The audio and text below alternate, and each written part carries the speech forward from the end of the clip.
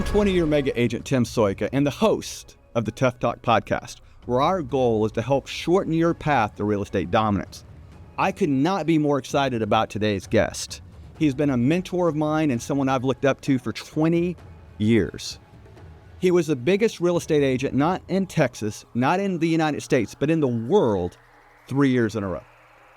The one and only Joe Rothchild. In his career, few agents have mastered an exit plan better than Joe.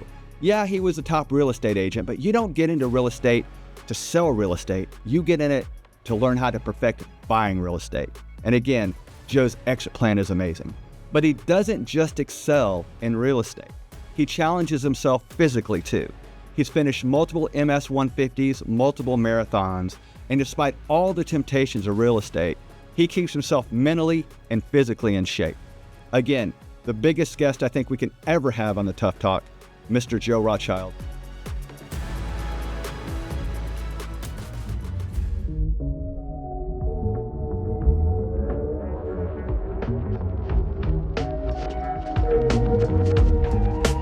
Welcome to the podcast today. Thank you, Tim. Thank you, everyone. All right. So we're going to start with a bio of you. We talked about you were the biggest real estate agent in the world 3 years in a row. Tell us about that. I started with RE/MAX in 2010, and I was almost always in the top 10, and then I was the youngest to be number one in the world, and then I did it 3 years in a row. And we were at one point, my team was doing over 1,000 units a year and over $4 million in gross commission incomes a year. Wow. So over 1,000 units in a year. And by the way, a lot of times I lead with my stats with people when I feel I need to. Your stats have always humbled mine. Again, you're someone we look up to very much. But what makes you most fascinating to me is you actually started at the lowest job in real estate, an apartment locator. How did you make the transition from apartment locator to agent to broker? How did you go down that path? I wouldn't say it's the lowest part.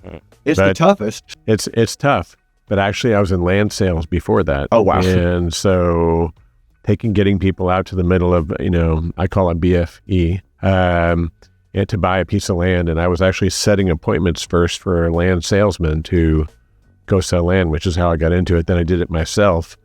And then I actually went into apartment locating, and they didn't give me opportunities. So I started my own apartment locating company at 21 years old.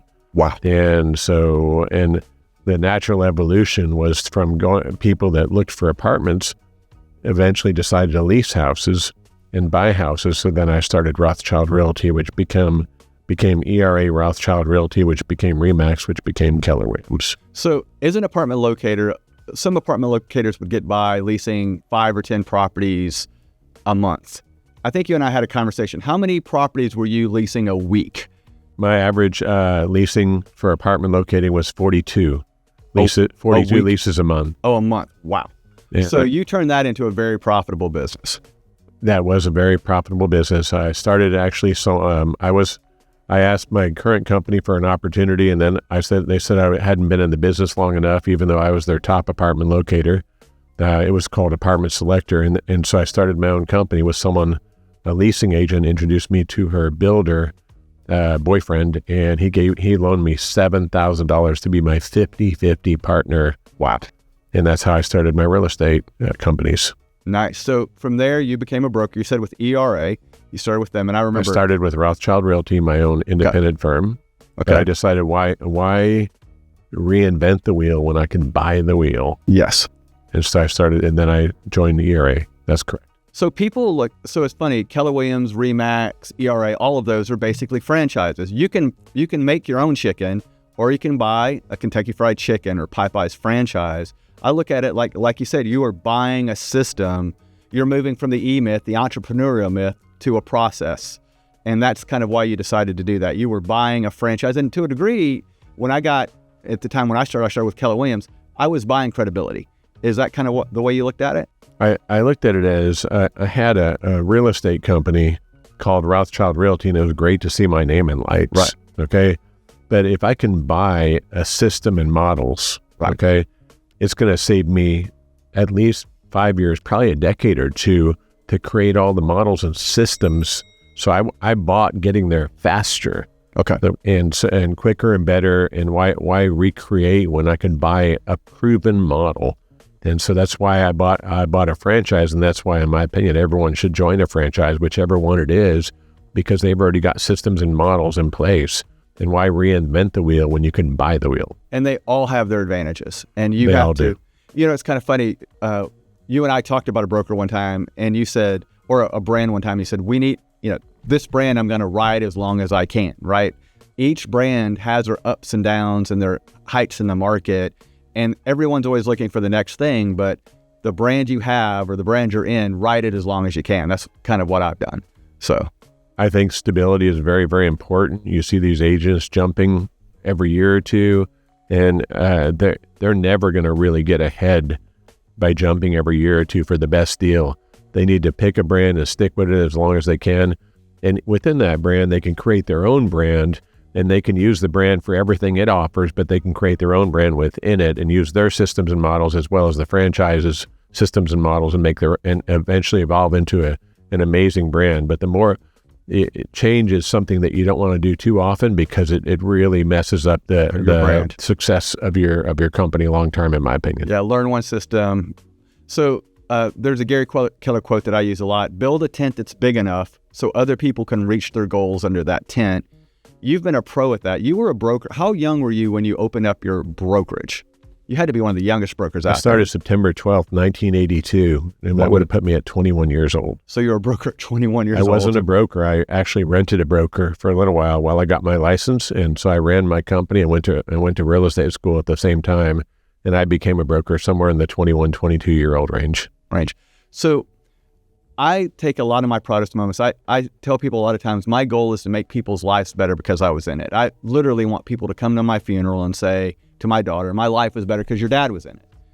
Look at all the opportunity that you've granted people out there, not just through your investments, but through your brokerage. And I know you've had a lot of proud moments in real estate, but what's kind of your proudest moment just let's stay with broker before investor, as a real estate broker, seeing somebody grow? What are some of your proudest moments? I'm here today to give back. And I am like you. I like to see other people grow. And some of my proudest moments are when other people achieve their goals. And I get excited about it, whether they're my protege or I've mentored them. I get really, really proud of seeing other people succeed.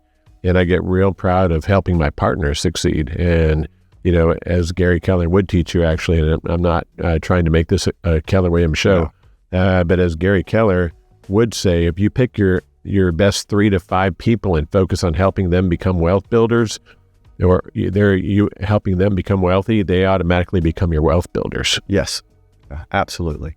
And your best agents, I look at them as someone that I should be their cash machine. They should be making money off me. But if they're making money off me, I invariably make money off them. If I make their life better, we both make more money. There was a time where I think the top 3 or 4 dominant agents in the office, or in the whole area, all work for you. I think Jimmy, Karen, multiple agents were working for you as a brokerage, and they were all growing because you were growing. They were all using similar systems. They were different, but similar systems to success as you are. So what was that period like when you had basically the 27 Yankees of real estate agents working for you? What was that like? I call it speed of the leader, speed of the pack. Yes, sir. And so if the leader's fast, they're going to be fast. If the leader dresses with suit and tie, they're going to dress suit and tie. Speed of the leader, speed of the pack. If a leader's slow and sloppy, they're going to be slow and sloppy. So I always led, they say that in real estate, we were looked at right above used car salespeople. So I always wore a suit and tie like you're doing. And I always worked really, really hard. And I had a work ethic that I believe it's written by Calvin Coolidge, and I live by it. It's called persistence and determination alone are omnipotent, meaning almighty, capable of anything. And so to me, as long as you're super persistent and super determined and you don't let anything get in your way, then you're going to be super successful. And I live by that quote: persistence and determination alone are omnipotent, meaning almighty, capable of anything, meaning anyone, you or anyone else watching this show, can achieve whatever they want in life, and most people can't. And the reason is because they have limiting beliefs. Yes. And the difference for me is I don't have any limiting beliefs. You The do not. sky's the limit, meaning there is no limit.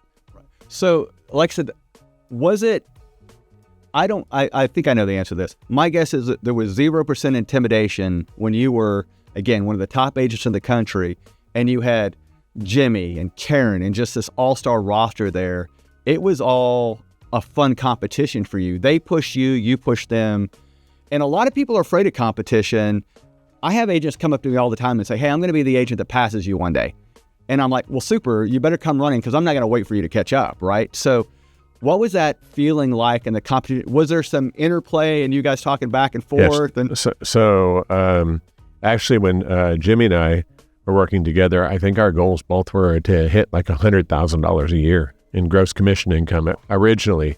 And I came up with this idea of, for example, a builder program. And I said, hey, Jimmy, what do you think of this? And all of a sudden, we're rocking and rolling in a builder program.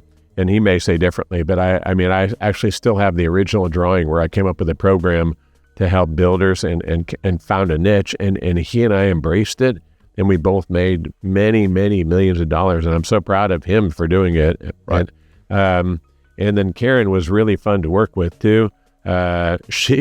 She told me she was going to quit one time because she didn't want to pay the fees for the Remax franchise at the time because she only wanted to work part-time, and she wound up doing millions of dollars worth of business too. So I'm so proud of Jimmy, and I'm so proud of Karen. They were great people to work with, and I'm so proud of them for the goals that they've achieved, and watching them. We're still all good friends. So the builder program you created, I don't think you know this, but the builder program that you created made it up to Dallas indirectly. So I was living in Dallas at the time, and there was an agent up there who said, hey, there's this guy in Houston, Joe Rothchild, he's doing this.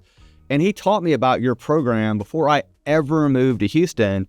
And when I moved to Houston, me, like most agents, I worked a lot of builders, not as many as you did, but using a program pretty similar to yours, let's just say that.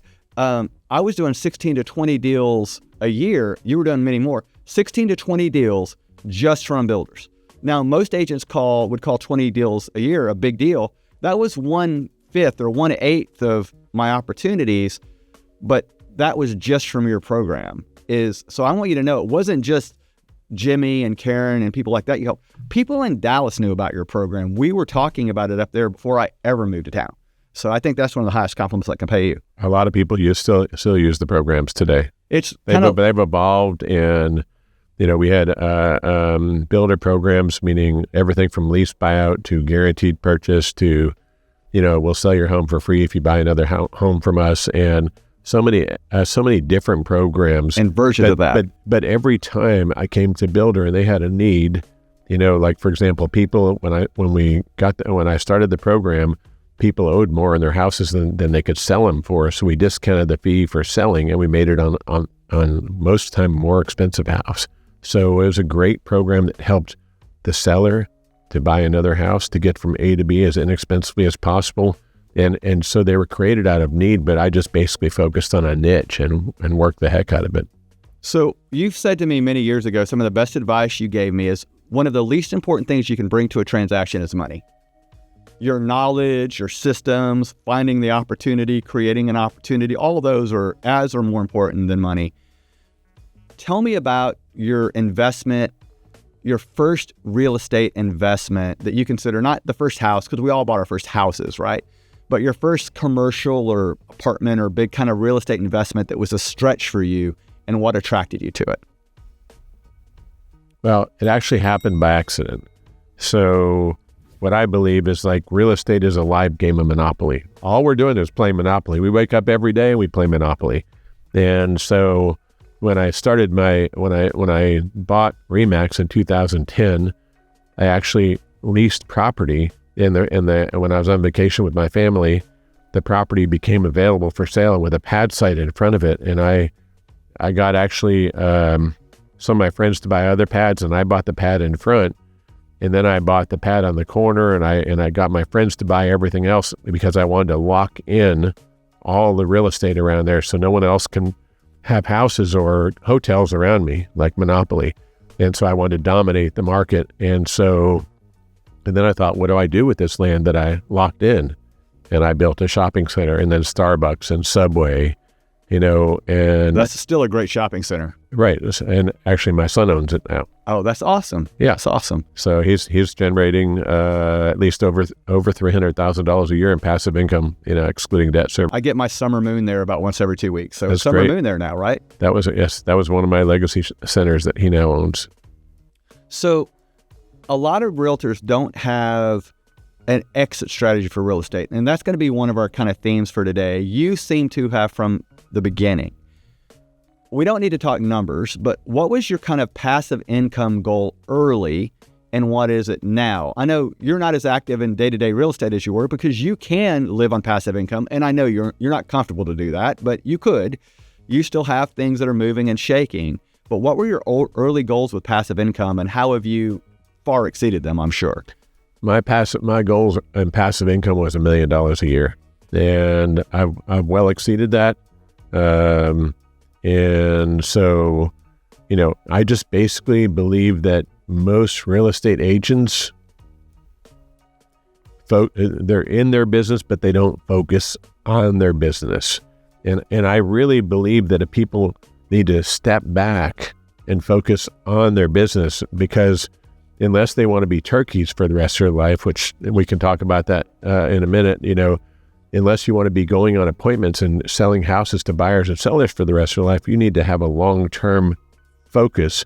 And most realtors don't. If you ask them what their gross commission income is, what their net income is, they're not running a business like a business, and I do. I have everything on a spreadsheet. I can tell you where it came from, how much I made on it, how much my agent made on it, and I know you were. I'd love to know that. Yeah, you were built like that. And when I was standing with the top 6, every year you get to walk across the stage when you get awards, and I'd say, what was your gross commission income? What was your net income? And most people would not know. And then I'd say, what are you doing with it? Because I'm always liking to learn, because you're either learning or you're dying in life every day. Right. So, I can tell you my P&L every month. I can tell you my gross commissions. I can tell you my net commissions. I can tell you what I paid each agent. I love that. And you have to.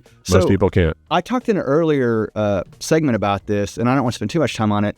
But when I came into real estate and I interviewed with other brokers, so I was a new agent, and I said, okay, here's my mission statement. Here's my vision. Here's my values. Here's my goals. Here's my marketing plan. They looked at me like I had stepped off from another planet, because most agents come into this business not treating it like a business. Like it's their exit strategy. There's something they're going to do as a hobby. You can make a lot of money in real estate if you do it on purpose. So do you see most agents treat it like a business or treat it like a happy accident?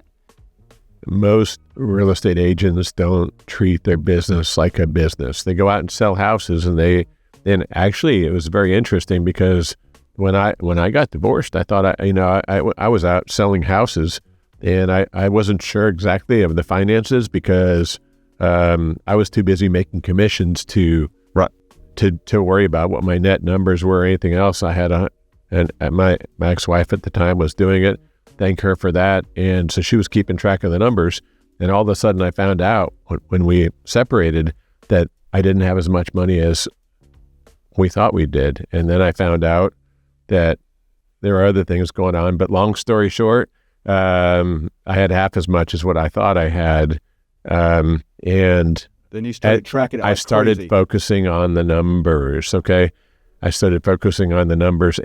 And since then, my life has changed, because I have a business coach. I have a personal coach, and we focus on numbers, and it's changed my life. If you don't know your numbers, you're not running a successful business, and you should know your numbers every day, every week, every year. And, when you look at it, because we're not in this for our health. We put our blood, sweat, and tears into this, and you need to run your business like a business.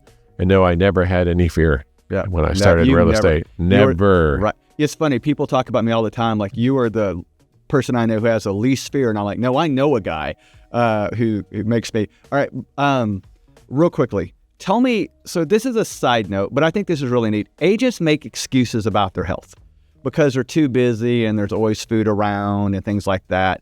And you and I are both pretty committed to, despite this industry, really trying to stay in shape. So How many MS-150s have you done? 18. 18 MS-150s. I've heard 19, but I think 18 MS-150s. So, which for those of you who don't know, tell them about If we don't know what an MS-150 is, we raise money to find the cure for MS. The KW cycling team, which I started in 1990, we've raised over, 2010, KW cycling. We've raised over $250,000 to help find the cure for MS. I'm very proud of that. And we ride 150. It turns out to be 160 miles. It used to be to Austin. Now it's to College Station. It's a 2-day ride. I would encourage everyone to do it. It's great training. I rode for my health originally, Tim, but I wound up riding for a cause, and I freaking love it. That's what keeps you going. So yes, I've run both. I've run 3 marathons now, and 2 of them were to raise money for charity. Right. The first one was to see if I could do it. The second 2 were to raise money for charity. And that on mile 18, if you know, like, hey, I committed to finish this, and it's for somebody, it helps you. How many marathons have you run now? So I've run 14 in Houston, 14 years in a row. Wow. I've run New York. I've run DC. I've run Vegas. I've run Hawaii. And when I train for a marathon, it's not just the one marathon I ran. Like last year, at one point, a number of years back, I ran 8, including the one I actually ran. Last year, I think I ran 2, including plus the actual marathon. So the real marathons, 14 in Houston plus others. The training marathons, a lot more. And then I love marathons. I focus on and I run marathons. Sometimes I raise money for Alzheimer's. Sometimes I raise money for Autism Speaks, a group called OR. And I love running for my health, but also to raise money. And also, when I'm not doing either, I swim, like I swam today before I got here. I ran my 4 miles this morning, slowly and badly. It's wonderful. Yeah. So I tell people all the time that running a marathon is actually pretty easy. Training for a marathon sucks, right? The actual training for a marathon is terrible. But the day you're running for a marathon, you have people there cheering you. You have food every mile. I've always struggled with my diet and eating and making sure I had it right. The only guilt-free donut I've ever had in my life, on the 22-mile marker of a marathon, they had donuts. And I'm like, I think I'm good, right? But the day of the marathon, that's the joyful thing. If you haven't experienced that or an MS-150 in your life, I think it's something you have to do, right? Absolutely. You go through your trials and tribulations with cycling and also running. The day of the marathon is not always happy. It was sometimes it's pouring, freezing rain. Cold, yeah. Last year it was freezing. This year it was freezing cold, probably in the 30s to start. And sometimes you're not healthy or you're injured, but you just have to tell yourself, and because it's all mind, it's all mental, and when you tell yourself, man, I'm tired, why did I do this? Or I'm cold, why did I do this? You say, you know what? That I chose to do this, okay? And there's no place I'd rather be right now than right here doing this right the freak now. And then all of a sudden, you're happy again because that's actually, you chose that. And you're raising money for a good cause, you're running, you're being healthy. And just think, there's not that many people doing it the day that you're doing it. And you're healthy. God gave you 2 legs and 2 arms and a amazing body to do this, and you have what everyone else has, and you are gifted because not everyone has what you have, okay? And you are gifted to be doing that, and it's my honor to do it, and I love and it changes your life.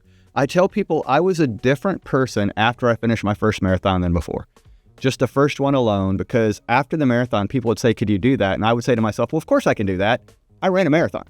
Right? So everything kind of became easier with that. Did you kind of have that too? Was it your first MS-150, your first marathon? I know you've always been built competitively, but what was that kind of athletic moment that translated to you? Like, man, everything else is easy because I did this.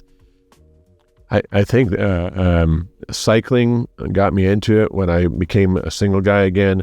Cycling got me into, and it started with cycling and then marathon. There's not one moment that got me there. But the fact of it's a feel good. Actually in real estate, it's really, really important because it's a very stressful job and it never stops unless you stop it. And so to stay healthy is so important because without your health, you have nothing.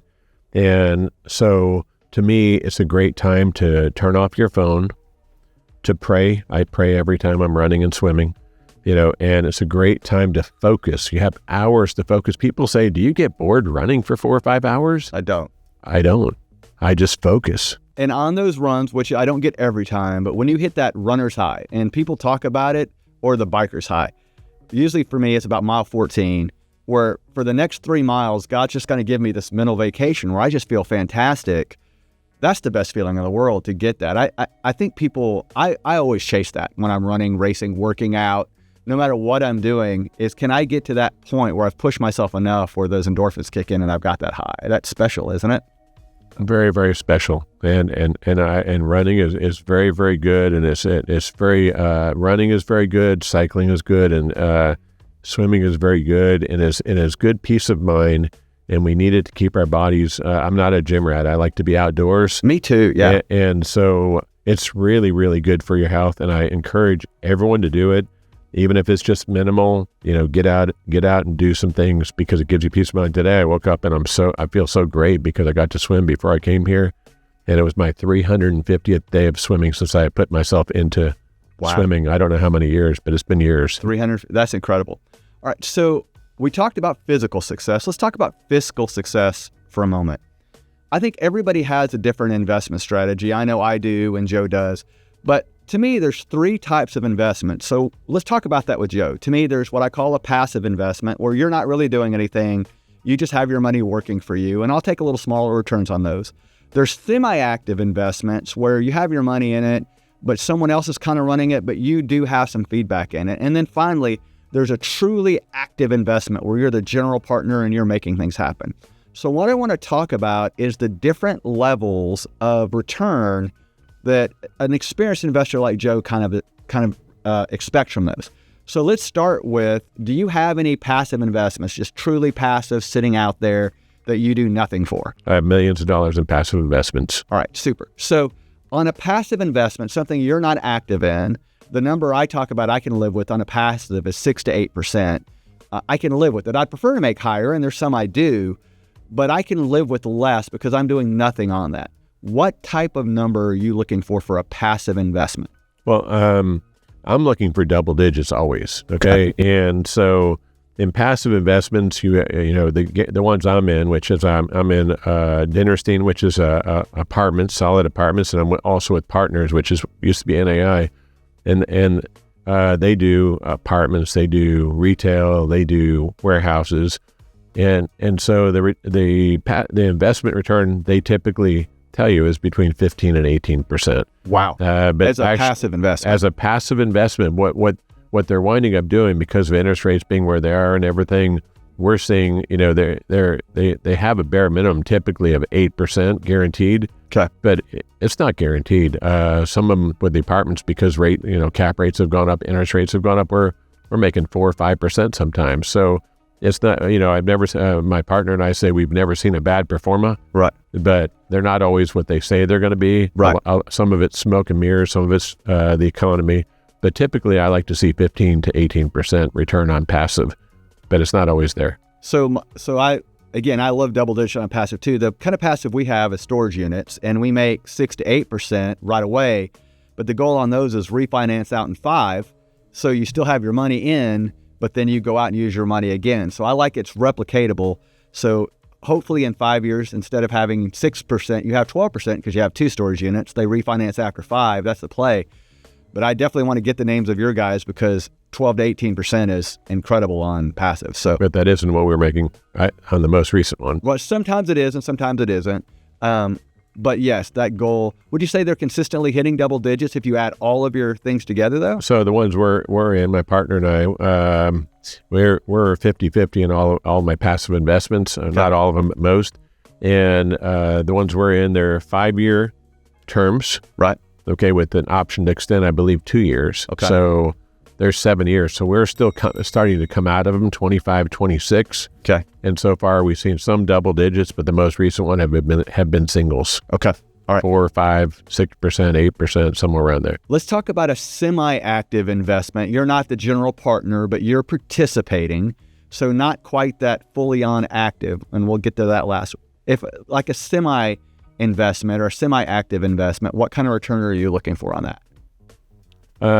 So owning businesses? No, I would say that's active. So owning a business, that's got to be off the chart. But I'm not just talking, so for instance, you own strip centers, but you're the GP on those. You oversaw everything on those. Do you have any what I'd call semi-active, some things you may have bought with a partner and they have some roles and you have roles?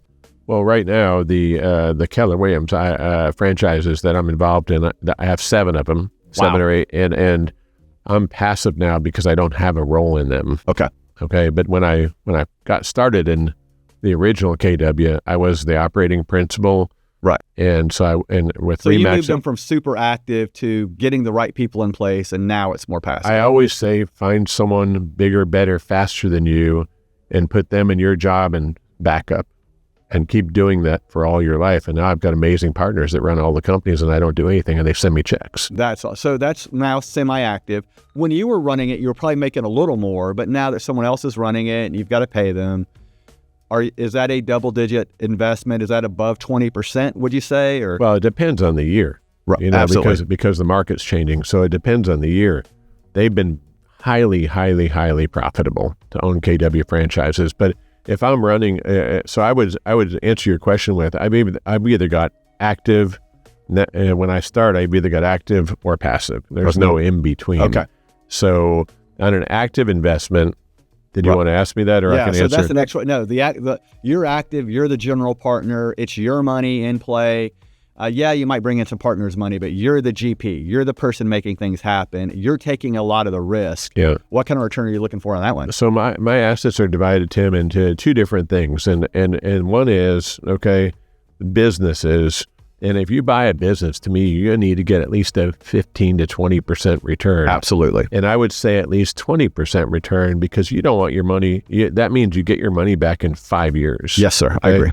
It doesn't always work out that way. I just got my money back on one of them in 10 years. But in the Keller Williams franchises, typically I've been getting my money back and not on all of them. I've still got some that I haven't got my money back in over 5 years. But typically we've been getting money back in 5 years. 2 or 3? 2 or 3. Wow. 2 or 3, and some of them. Okay. Yeah, some 4, but 2 or 3 or 4. Yeah. So if you're getting your money, I say 3 to 5 year average. So an active investment, you want your money back in 3 to 5 years. 3 to 5 years. Perfect. So 20, basically 20 to 33%. Nice.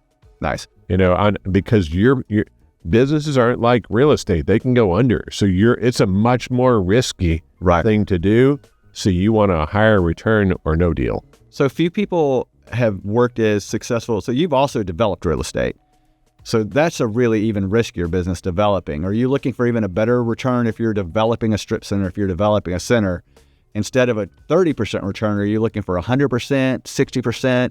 If you're really stepping in to develop, what are you looking for? Well, I want to back up for just a minute. I'm taking an opportunity to say, not everyone can get into these to start. Right. Okay, my first investment was a $21,000 condo. Absolutely. Okay, and a $42,500 house. So, people say, well, I can't get into this now. You got in at a better time. There's no better time. My first house I bought for $80,000 and sold for $72,000, and I was so happy the day I got rid of that house, but I learned so much from it. Right. So, I got into real estate selling houses because the guy that did the job for me on my $42,500 house, I didn't feel did a good job. I'm like, I could do better than that. And so I started my own real estate company. But the point is, what I did is I bought small properties and then used the 1031 exchange, the IRS 1031 exchange, to take my houses and condos. And instead of turning them into hotels, I turned them into shopping centers. Perfect. And it would happen by accident because I own land and I built my first shopping center. And it wasn't all peaches and cream. When 2008, 2009 happened, the recession. And you couldn't lease anything. Right? I had 2 or 3 buildings, maybe 4. I was millions of dollars in debt. And I was losing $70,000 a month, and I only had $700,000. So I had 10 months to live. And so bottom line is, but those shopping centers that I built, I just had a vision. Okay. And then, and the hurricane hit at the same time the market hit. It was the perfect storm, but I stuck it out and I was persistent, determined, and succeeded. But to answer your question on shopping centers and to come back to the tree, I always get off on branches, okay? Right. But to come back to the tree, on shopping centers, I always looked for 15 to 20%. but at least 12 to 15%, double digits, 10 to 15% for sure. Now, people buy on cap rates, 6 or 7% return, and that's just everything happens perfect. And I would never, ever buy a 6 or 7 cap rate, because, to me, real estate usually lasts forever, but I want at least 10 or 15 or 20%. So I always wanted my money back in 5 years on real estate, but I wound up going up to 6 to 7 or 8 years. So 15 to 20% return, and then I got to 10 to 12% return. But that 10 to 12% return doesn't consider all the tax benefits, the depreciation, accelerated depreciation, everything else. There's 4 ways to make money in real estate, right? So there's cash flow, which everybody loves.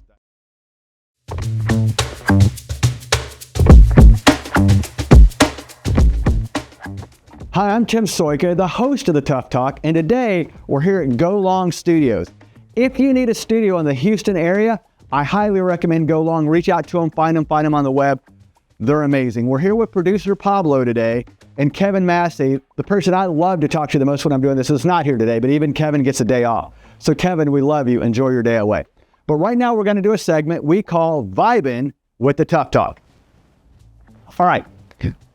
How do you retire in real estate? There are no 401ks. There's not these retirement plans.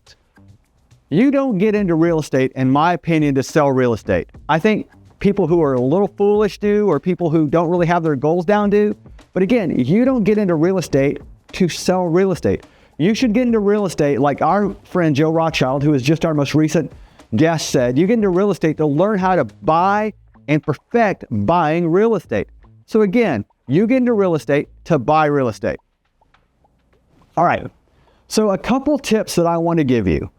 First, when you get the call me when you have a great deal guy, that guy exists in real estate, one of the most annoying guys in the world. Hey, if you find a $300,000 home for $150,000, would you call me? And I tell that guy, sure, I'll call you and say, I just bought a $300,000 home for $150,000. Right, so ignore that guy, or if you need to, pull him in on your deals. But if you see a great deal, buy it yourself. Joe just said in our segment, when you're on a listing appointment, you should look at it as maybe a buying opportunity. Buy. As soon as you can, buy real estate. Try to put a goal for yourself of buying your first home or two at least in your first year or two of real estate. Be thinking about passive income as soon as possible. Rental property is passive income. How much passive income can you create? Joe talked about that he already has over $1 million in passive income. $1 million in passive income. But that doesn't happen overnight. You have to start planning on passive income or rental income as soon as possible. Joe said, concentrate on one strategy. Look to one strategy and execute it. And don't go do other things till you perfect the one strategy. He talked about he was great at real estate, but he got into the restaurant business and he wasn't as good at that. He's great at real estate. That's what he does. Don't ignore any opportunity that comes along, but vet it. Again, I only look at real estate opportunities because it's what I understand. Several years ago, a guy came to me with a haunted house concept, and I said, have you ever done a haunted house before? He said, no. I stayed away from that investment. Liquidate smaller properties. Once you have a collection of smaller properties, liquidate them to buy bigger properties. Joe talked about houses to hotels. For my wife and I, it was houses to commercial buildings. Most of us, though, started with houses. All right. So there's some reading or some homework that I'm going to give you. I highly suggest you read these books in this order. Start with The Richest Man in Babylon. It talks about the philosophy of wealth. Next, read Rich Dad, Poor Dads by Robert Kiyosaki. That talks more about the strategies of wealth. Rich Dad's Cash Flow Quadrant, also by Kiyosaki, talks about the tactics of wealth. So I want you to read those books in that order. Then I want you to take your master's class in real estate investing, or the book that I call What Every Real Estate Investor Should Know About Cash Flow by Frank Gallinelli. Again, that's a master's class in real estate. And lastly, The Millionaire Real Estate Investor by Gary Keller. Those are all books that you should be reading and investing in yourself. But first things first, find a house, go buy it. Turn the house, like Joe said, into hotels. Thanks for watching the Tough Talk. Which everybody loves. That's the sexiest, everybody thinks. There's appreciation. There's tax avoidance, not tax evasion, that's illegal, tax avoidance. But the third one is the sexiest one that no one ever talks about, mortgage. Mortgage, that word means the death of debt. So, what is the word? Mortgage. Yes. So morte means death, gage means debt, mortgage means the death of debt. So someone else, your tenants, paying off any debt for you is one of the sexiest parts of real estate. So I love that. I always thought that someone else paying off my mortgage was the best thing. And, Absolutely. And one of the first properties I bought, believe it or not, we mentioned him earlier, I bought from Jimmy Franklin. Oh, wow. And he sold it to me. It was a 4-bedroom, 1-story house for $40,000, $50,000. He showed up in flip-flops and a T-shirt, drinking iced tea, and I was showing up in my suit and tie, and I always wanted to be like him at the time. Right. And that's why I wound up buying the RE/MAX office, because I was at the time I was ERA, and years later he still rolled flip-flops and T-shirt, and I still dressed in suit and tie.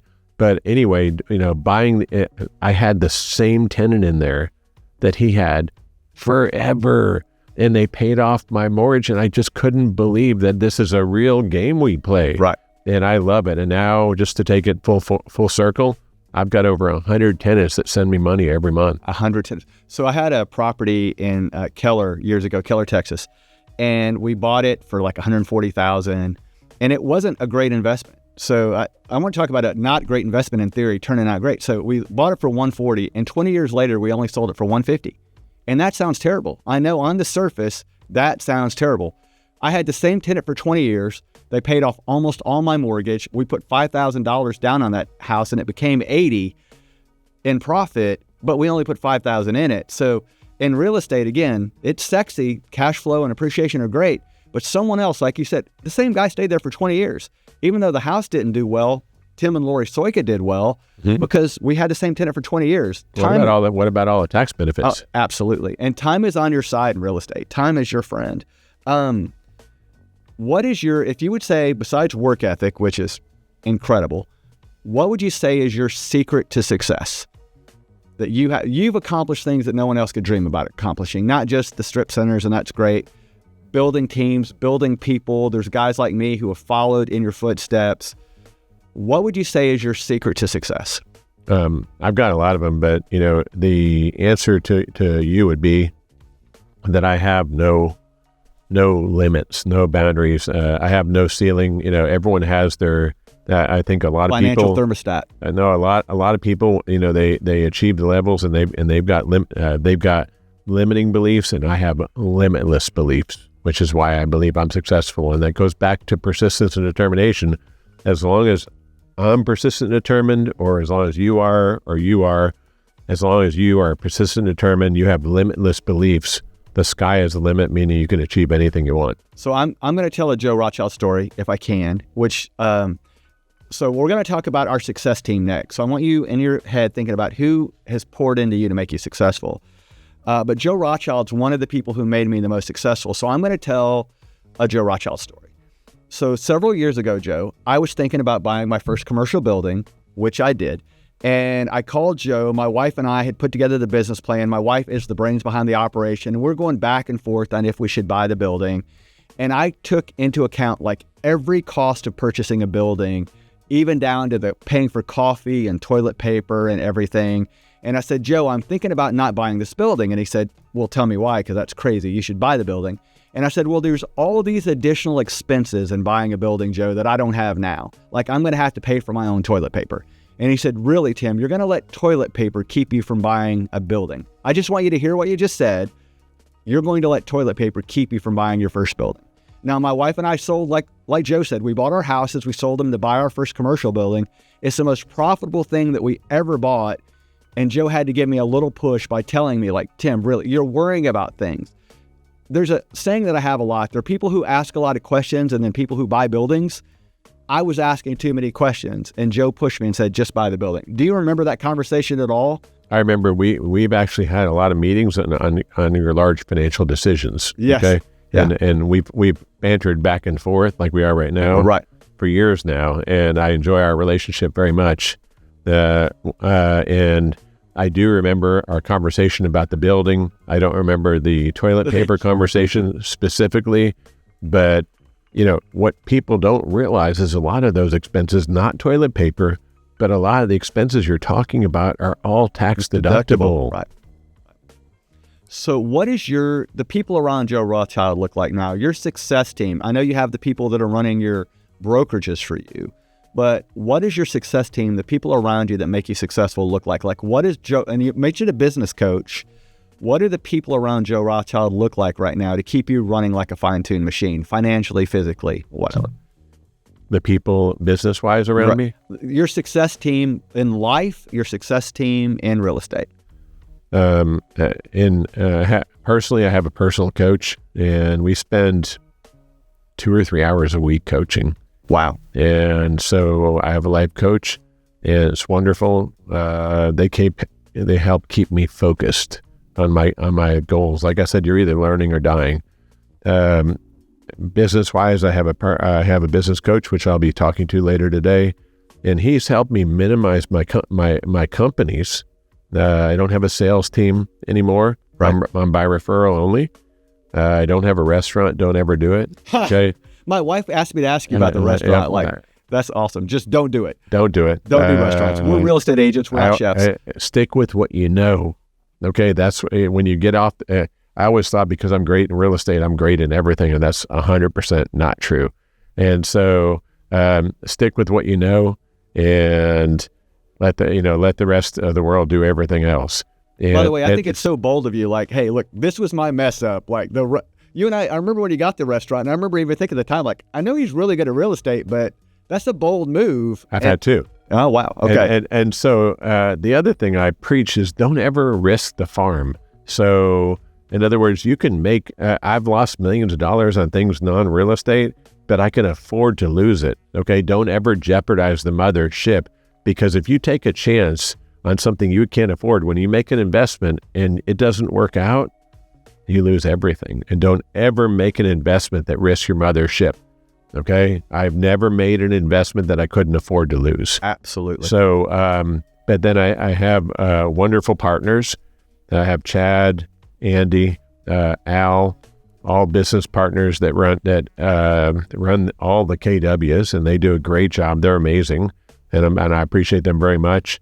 And then I have my business partner in and some of the shopping centers, and that's my partner Tim, and he's amazing too. And he's a CPA. He had his own accounting firm. Now he's retired, and he's helping me stay directed and minimize so I can relax and enjoy the fruits of my labor. And he's already retired, and he's a very, very smart guy, one of the smartest guys in the world, in my opinion, and very close, one of my closest friends in the world too. And so I have those people in my life. I have my brother who, is a great sounding board for me. I have my CFO, Laura. She's great. She helps run my financial part of everything. And I just have a lot of great people around me, and they're a great influence. The most important influences in my life have always been my mother and my father. My mom just turned 90 yesterday. I've seen you have lunch with her in the old days at Luby's. I'd love to see that. She just turned 90. She's got dementia. She's not really cognizant most of the time, and she's immobile. I have the pleasure and honor of taking care of her. And sometimes she comes around and says words to me that are beautiful. And this morning I gave her a kiss and told her I loved her, and she told me I love you too. And that's the first time I've heard that in a long time. So, life's short. My mom and dad were great influence. My dad was a great business influence because he was one of the greatest salesmen and business people that I know in my life. And my mom was a great influence because she always called me a mensch, which is someone that's very humble and honest, and the salt of the earth, right? Yeah. So she taught me to be compassionate and to be a mensch, and so those are my greatest mentors. But I have many, and I'm very grateful for all my mentors. You've always been one of mine, someone my wife and I have looked up to so much, and I can't tell you how many times she's like, "Hey, what would Joe do? What's Joe's opinion on this?" Because you and I have talked a lot, so I've been really blessed to go back and forth. But I would say having that family member, my wife's always been the one person that I just want to go do things. My wife is a person that would be like, hey, let's check in. Let's do a little more research. She has saved me millions and helped me make millions. But it's funny. Wealth is a perspective thing. I want to share a fun story with you. So I called one of my buddies to complain about, I hit a big tax number. I paid the most taxes I've ever paid in my life. And I was, I guess, proud of myself, and I wanted to call to brag to somebody. And I said, I just paid this much in taxes. And he goes, have you paid $1 million in taxes, in a year yet? And I said, no. He goes, shut up and call me when you do. Right. And it was this wonderful perspective of this guy pushing me politely, comically, like, make your goals bigger. Like, it's a honor to pay $1 million in taxes. And if you can get to 10 million in taxes, that's a great place to be. Now, in saying, avoid as many taxes as you can legally.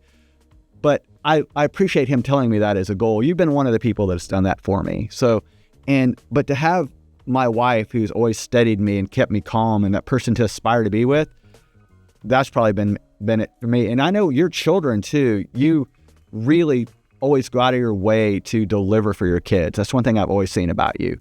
You have close relationships, correct? Very close. I'm a family guy. My daughter has 3 beautiful children now. I love her with all my heart, and my grandchildren. My youngest son, Jonathan, is a real estate broker now in Fort Worth, and he's married and has 2 beautiful children. So I have 5 grandchildren, and then I've got a son who's in Houston.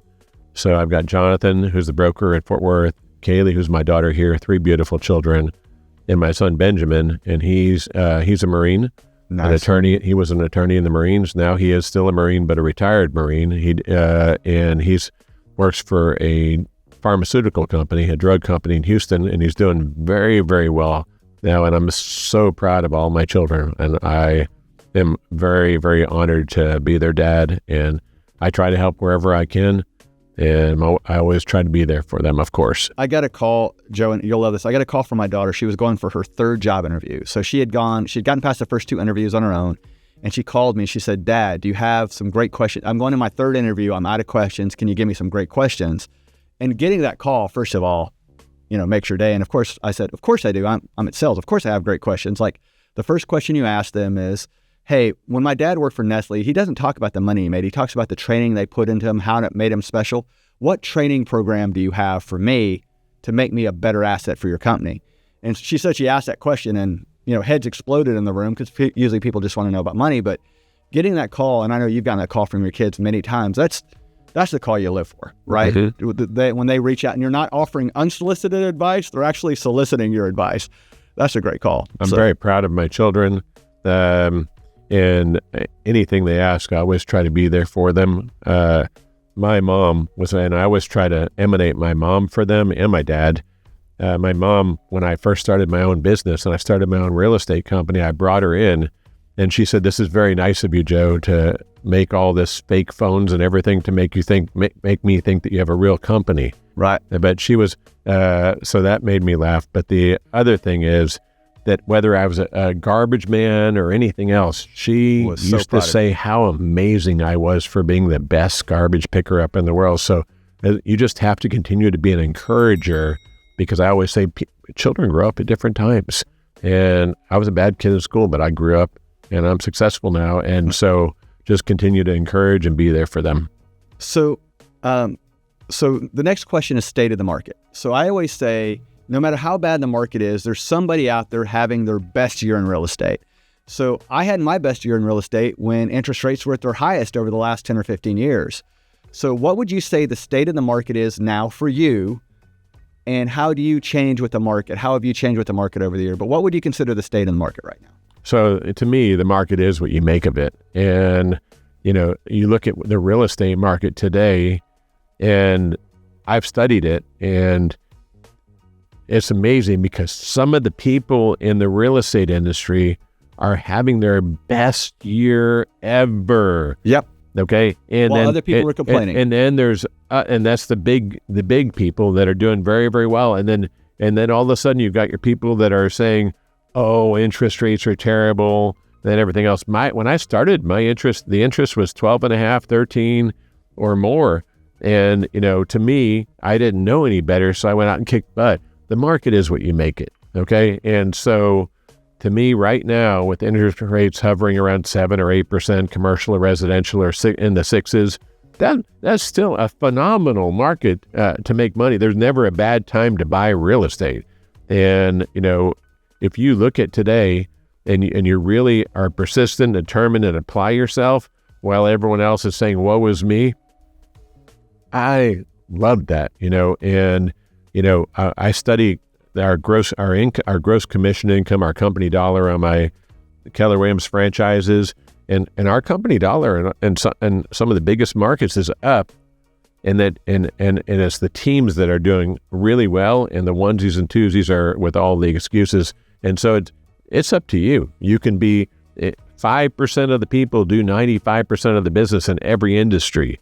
You could be one of the 5%, or you can be one of the 95%. It's your choice which you want to be. Your choice. So the next section is the biggest mistake you've seen other agents make in real estate. This isn't the tough talk where we give really tough advice, but under the biggest mistakes you've seen people make. And I want you, if you don't mind, to share the turkey story you shared with me, because I think that's really powerful. And then we'll talk about other agents, but share the turkey story where you had gone on so many listings. Well, first of all, talk about how turkeys can drown. So let's start there. Okay. So I read a story, and it was a phenomenal story. Okay. And it was about turkeys. So when I teach about wealth building, okay, and I'm happy to come on here and do another class about wealth building. I'm here not to make any money or to ask for referrals. I don't want any. I'm here to give back. We would love that. So, but the question is, okay, that I ask in my classes is, how dumb is a turkey? So Tim, if you can please ask me how dumb a turkey is, I'd really appreciate it. How dumb is a turkey, Joe Rothchild? A turkey is so dumb, okay, that when it rains, they look up and their nostrils fill with water and they drown in their own freaking nostrils. And so I read that story and I thought about it, and I was outside of a house. I used to go in 5 or 6 or 7 appointments a day. I think it was 5 or 6 average. And by the way, we had a competition. We did, okay? Yes. You asked me how many, and I think it was around 24 or 25 listings I got in a row. Without failing, okay? Yep. And I got about 24, 25, and you got up to, I think, 20 or 21 yes, in sir. a row without failing. We were counting different. I got up to 35 without failing, but yours was different because you were signing them that day. A couple of mine were go back, and you're like, no, that doesn't count. So you got 24 in a row that you signed that day. Right. Right. That's correct. So I was counting differently. Go-backs didn't count. Right. Okay? Go-backs didn't count. So I think the most I ever did without a go-back was about 10 or 12. So I think you were higher than that. Okay. But so anyway, I was standing out on Saturdays. I'd go on 4 or 5 or more appointments every Saturday, and I'd have my files and I'd go to the appointments. But one day I was standing outside of a house, and it was dark out. Okay. It was a late appointment, and it wasn't a big house. It was a small house. And I was standing at the door. Then I could smell the smell of food coming out, and I was hungry, okay?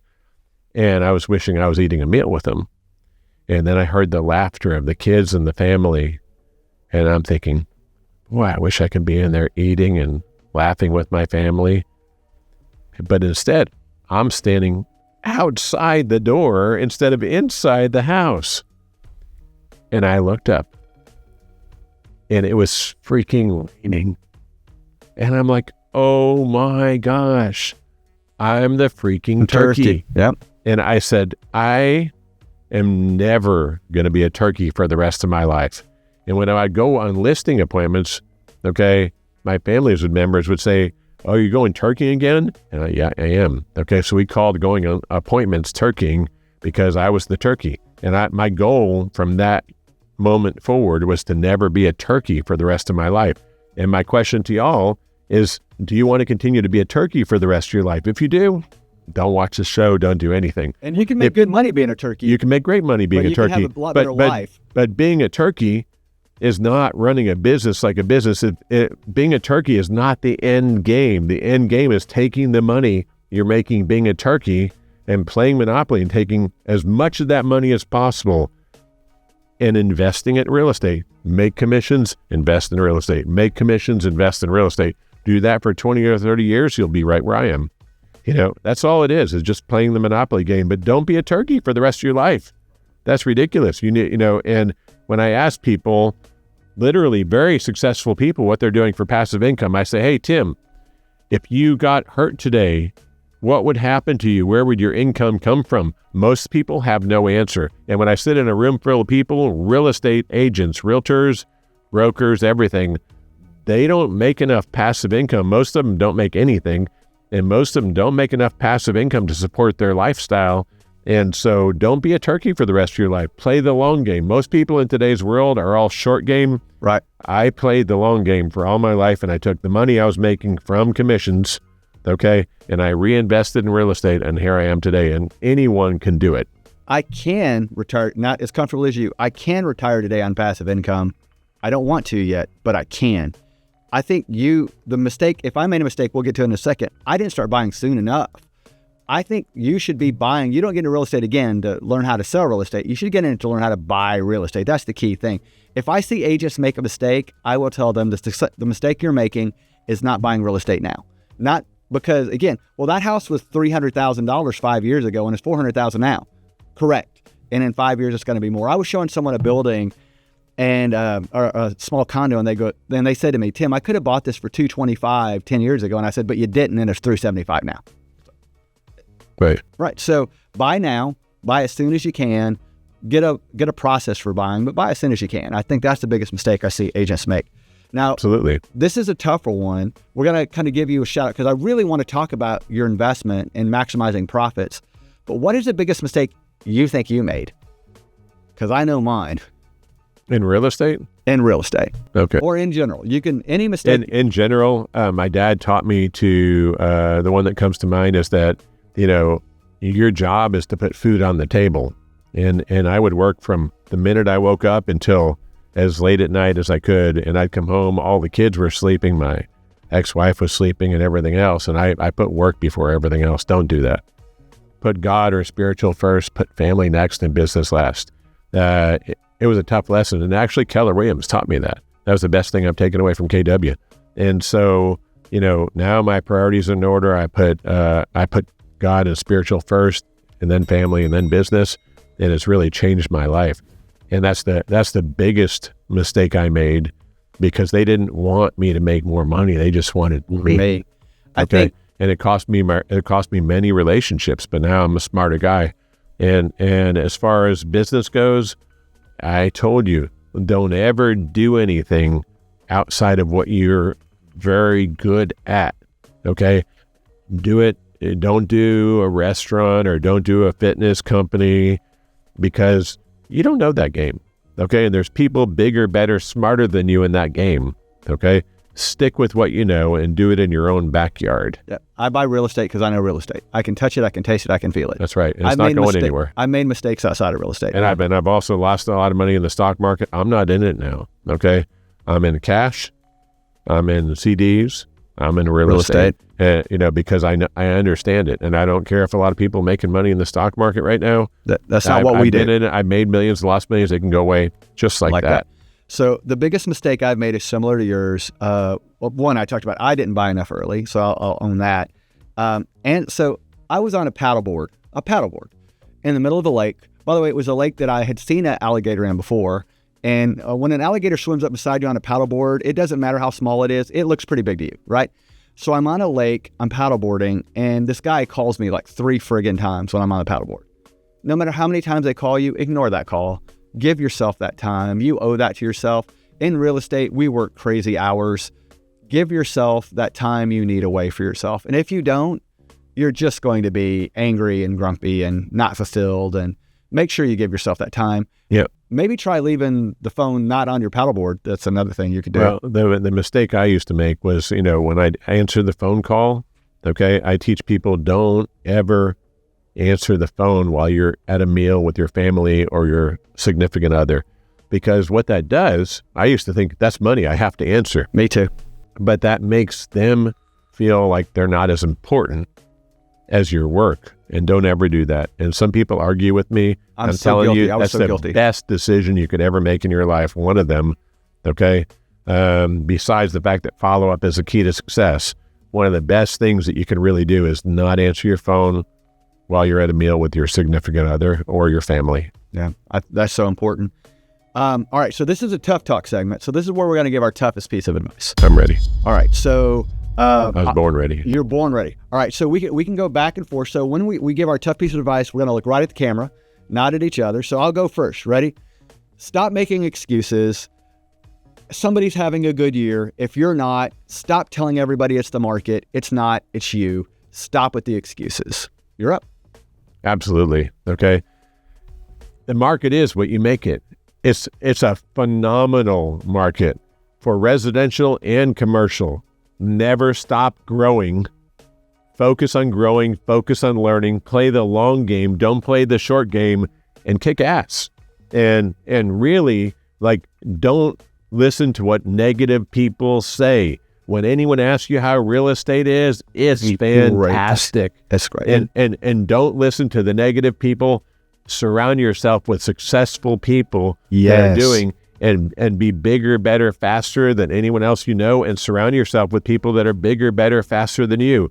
And groom people that could eventually help them build their wealth, and eventually they can be your wealth builders. I reach out to successful people after successful people after successful person and ask them, can I buy you lunch? Right?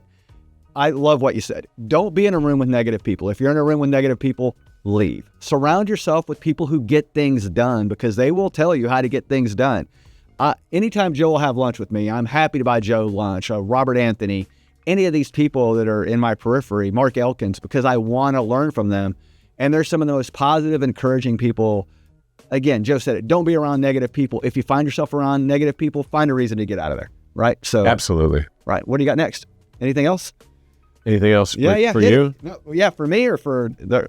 To me, it's about planning. It's about being strategic, not just play the live game Monopoly, okay, and turn your houses into hotels or apartments or whatever you want to turn it into.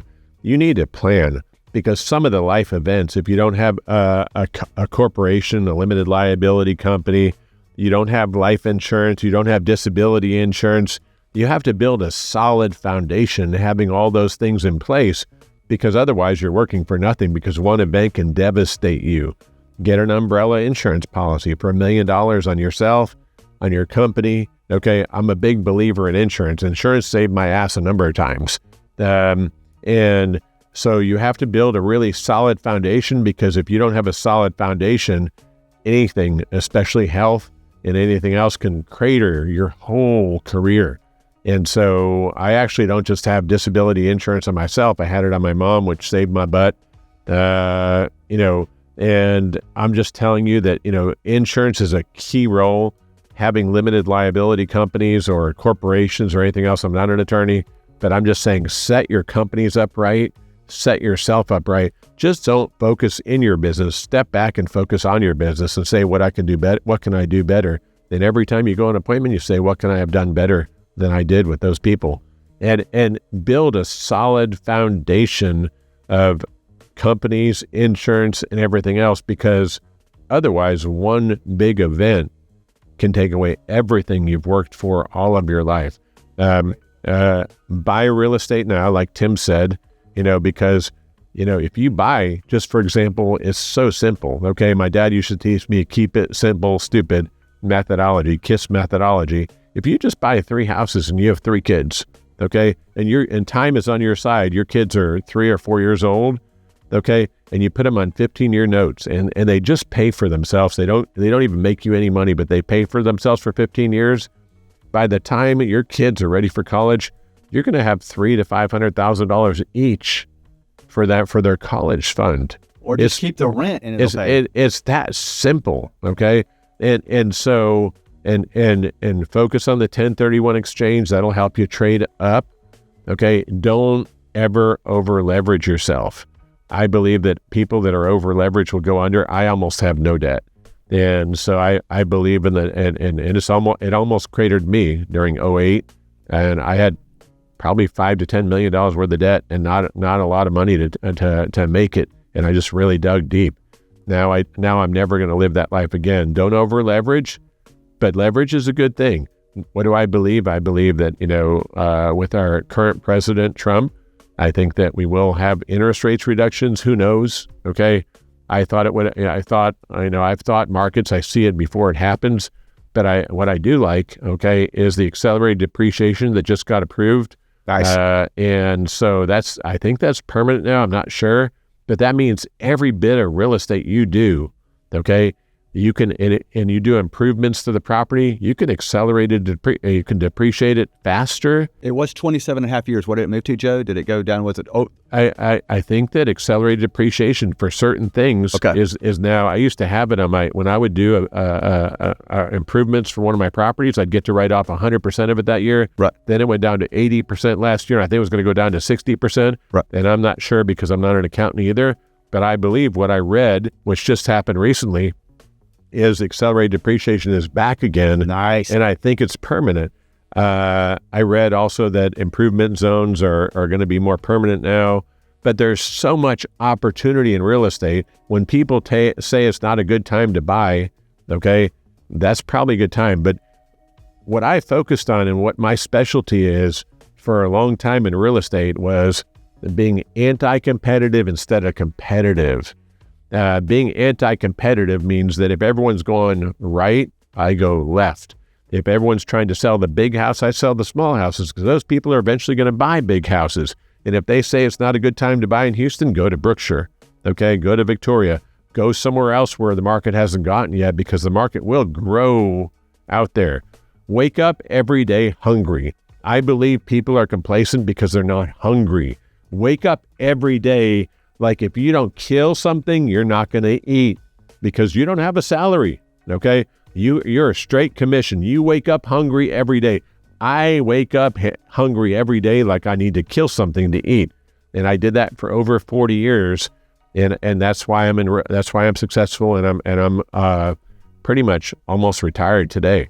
And so wake up hungry every day and wake up like it's a new day and you have to kill to eat and feed your family.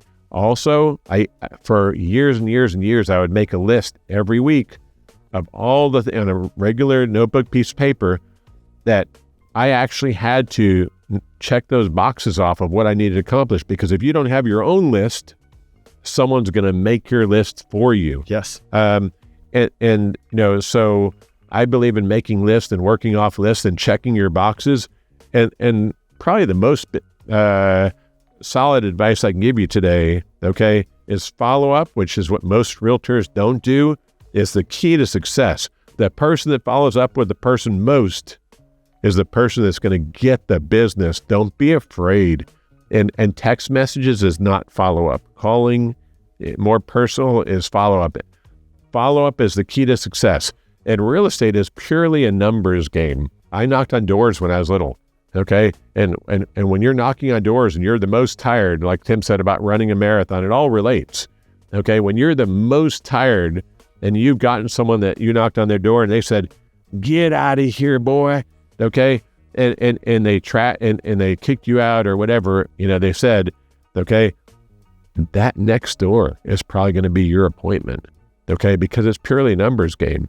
And if you call 5 people a day, your chances of success are very minimal. But if you do, for example, if you do 100 calls a week, your chances for success are going to blow up. So it's purely a numbers game. If you realize real estate is 2 things, it's a numbers game and follow-up is the key to success, you're going to be amazingly successful in real estate. And don't listen to what other people tell you. Stay focused on your goals, focused on your list, focused on follow-up, okay? And focused on it being a numbers game. And always wear your identifier, okay? Meaning that you're in real estate. You're not in an insurance business, okay? You're not selling life insurance or, funeral lots or whatever it is. You're in real estate. People love talking about real estate. And I've gotten more business off my name badge, okay, than they'd ever believe. That'll change your numbers right there. Just wear your identifier. Don't be the secret agent. And I'm very grateful to Tim and not just focus in your business, step back and focus on your business and say, what can I do better? And people are the best leverage. If you can get other people to help them be successful, you're automatically going to be successful. And I believe we owe it to ourselves to give back to other people and to help them be successful. And I'm doing that today. I always do that. I still meet with people that want to get into real estate, and I take time to talk to them because that's us giving back, and we were those people. So always give back, pay it forward, and stay healthy. That's very important. Tim focused on that today. But real estate is an amazing opportunity. Always be learning, otherwise you're dying. And real estate is an amazing opportunity where you'll never finish learning. And there's so many facets of it. It's everything from residential to commercial. My niece is in commercial office leasing right now, and she's blowing it up. My son is in student housing, okay, and he's blowing it up. Find your niche and really, really specialize in it. It could be retirement communities. It could be home builders. Just find a niche and focus on it, okay? It could be door knocking, but focus on a niche, develop it, and the market will ebb and flow. Always save for a rainy day. Don't live hand to mouth. You should have at least 6 months reserves, just in case.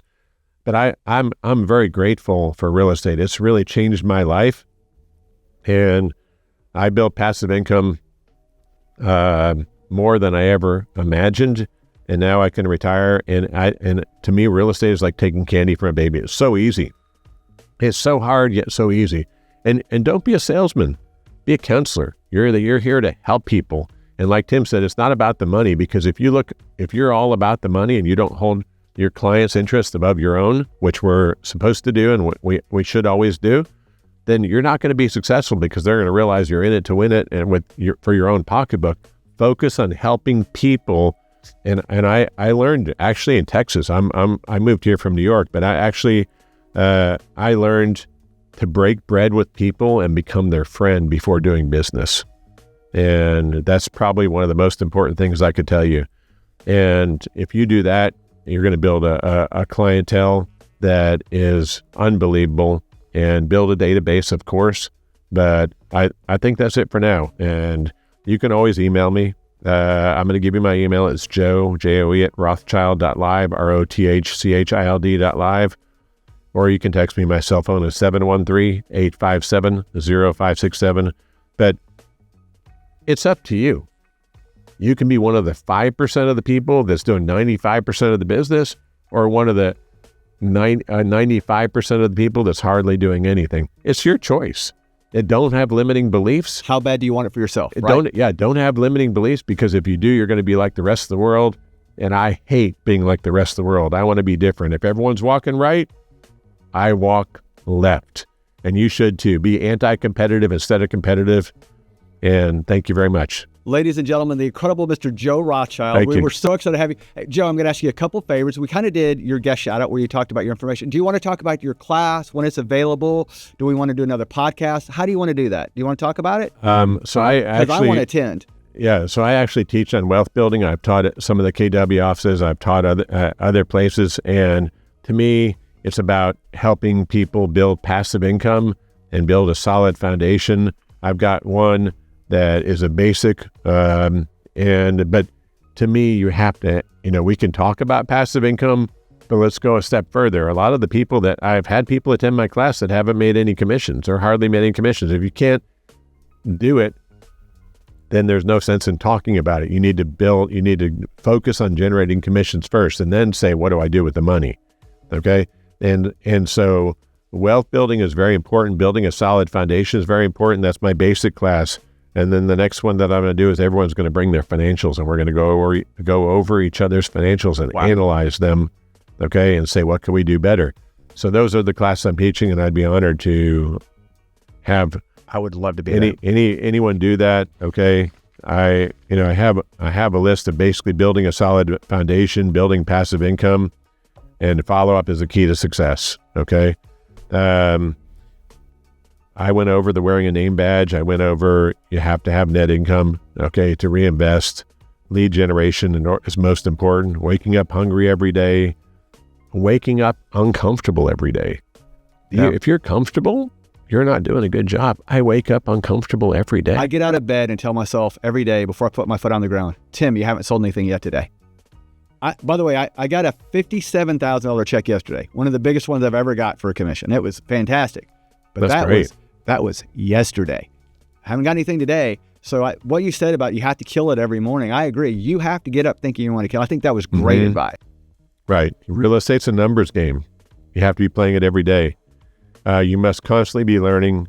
You must be working on your business as well as in it. And don't be a turkey for the rest of your life. That's the big one. Have a will. Have disability insurance, health insurance. Okay. Savings at least 6 to 12 months. Know your numbers monthly and yearly. Set up companies. 51,880,000 a day, by the way, just as of this morning.